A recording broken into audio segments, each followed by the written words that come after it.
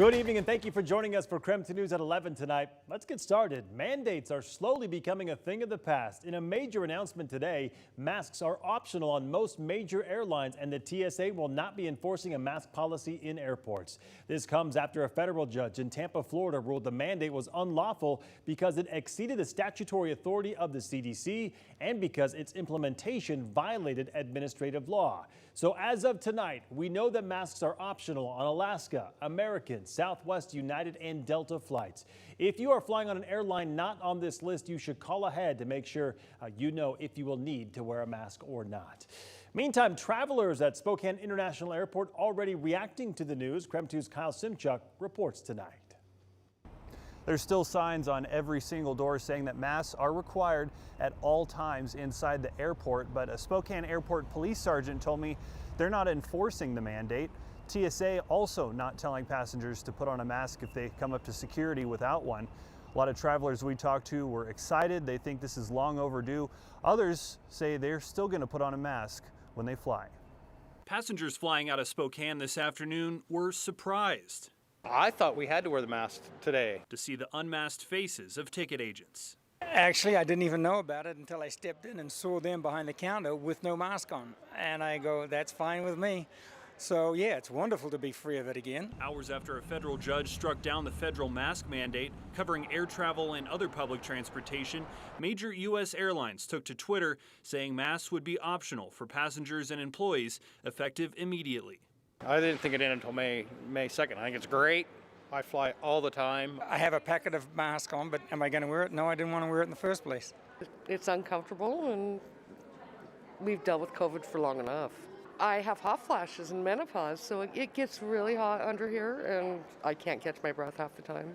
We saw plenty of travelers still wearing masks. Vicky Cade was flying to Boise today and was happy to keep her mask in her purse, but she's not ready to throw it away.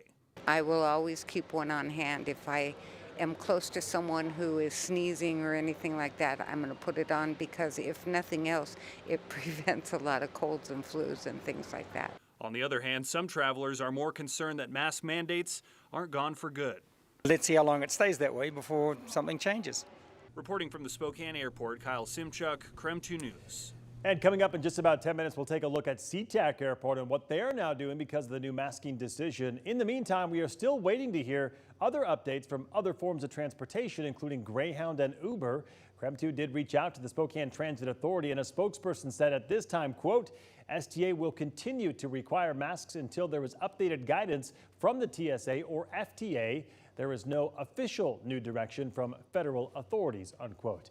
Meanwhile, if you are planning on traveling by train and using Amtrak, today they also updated their masking guidelines. Now both Amtrak and passengers and employees there are no longer required to wear masks while on board trains or in stations. That's according to their website. Now to our night beat with a quick look at the day's top stories. The Coeur d'Alene School Board members will vote next month to decide whether Coeur d'Alene and Lake City High Schools should have the same graduation requirements. Students at Lake City High School graduate with more credits and have a wider variety of elective classes than their peers at Coeur d'Alene High School, who spend more time in core classes like math and English and have higher test score averages. So more to come on that one.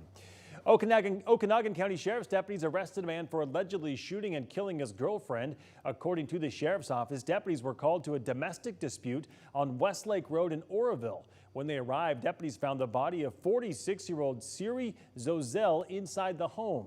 Sheriff's deputies arrested her boyfriend of 2 years, 70-year-old Roy Rasmussen, for first-degree murder. According to one witness, he reportedly saw the victim lying on the floor inside the home. The suspect's bond is set at $1.5 million. Today, 4 Eastern Washington fire districts got some new tools to help them ahead of the upcoming wildfire season. The Washington DNR gifted each district with a truck from the surplus state supplies. It's part of the state's effort to strengthen rural districts in fire-prone areas. Fire chiefs from Spokane County's Fire District 2, Stevens County Districts 5 and 10, and Pend Oreille District 5 were presented with those engines today.